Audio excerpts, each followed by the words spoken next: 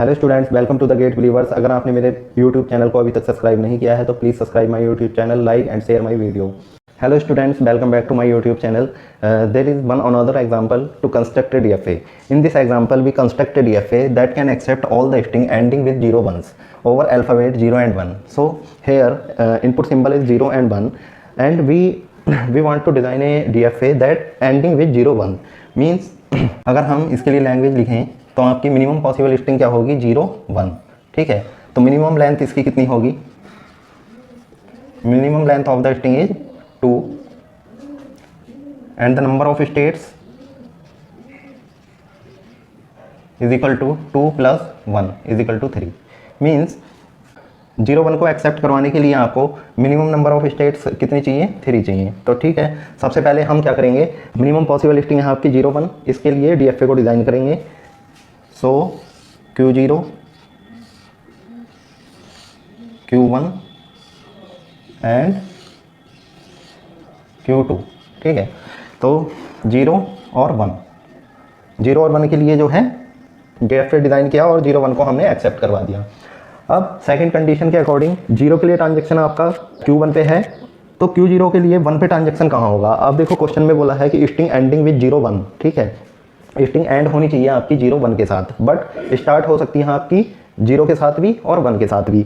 तो अगर मान लो सपोज करो कोई स्ट्रिंग है आपकी 1 0 1, तो ये जो है एंड हो रही है आपकी किसके साथ? 0 1 के साथ, तो ये एक्सेप्ट होनी चाहिए।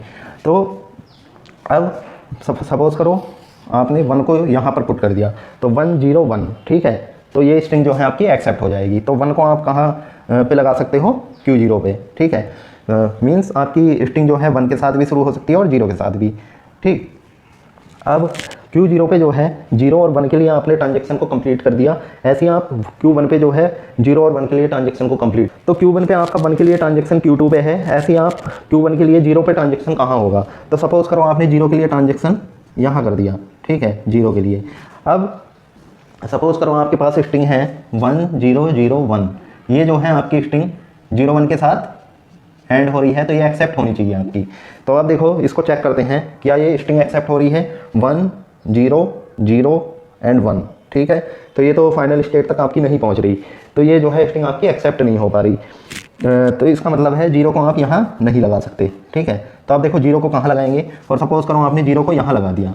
ठीक है, अब इस स्ट्रिंग को चेक करो, क्या ये स्ट्रिंग एक्सेप्ट हो रही है?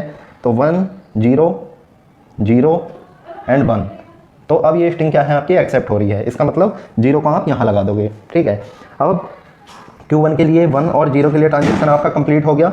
ऐसे ही आप Q2 के लिए जो है ट्रांजैक्शन 0 और 1 के लिए कंप्लीट करोगे।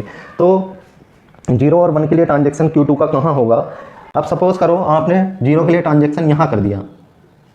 ठीक है, तो और स्ट्रिंग है आपकी 0 1 0 0। ठीक है, तो ये स्ट्रिंग 0 1 के साथ एंड नहीं हो रही है आपकी, तो ये स्ट्रिंग आपकी एक्सेप्ट नहीं होनी चाहिए।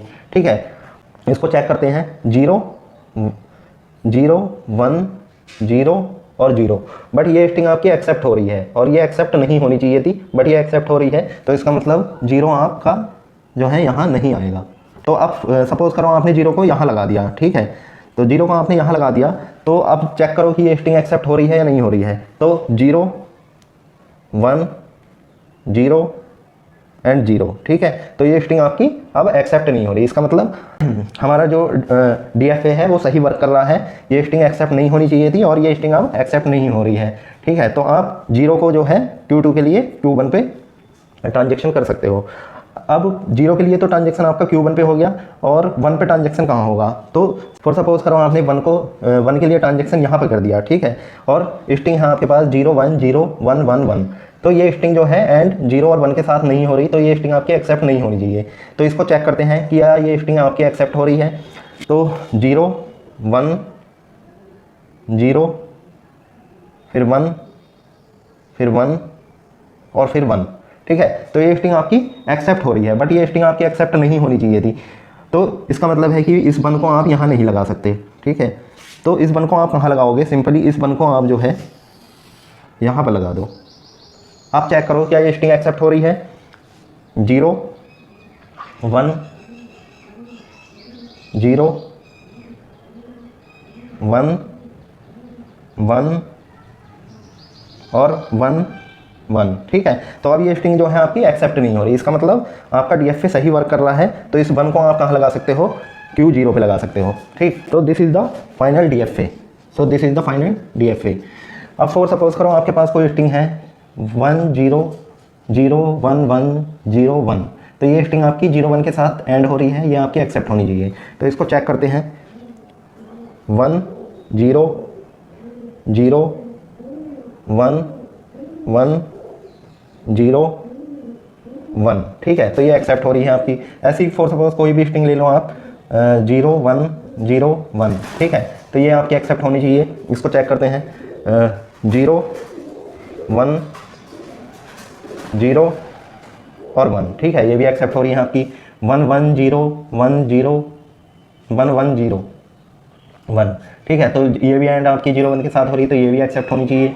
तो इसको भी चेक करते हैं 1 1 0 फिर 1 फिर 0 फिर 1 फिर 1 फिर 0 और फिर 1, ठीक है। तो ये भी आपकी एक्सेप्ट हो रही है। Means this is the final DFA that can accept all the string ending with 0 1।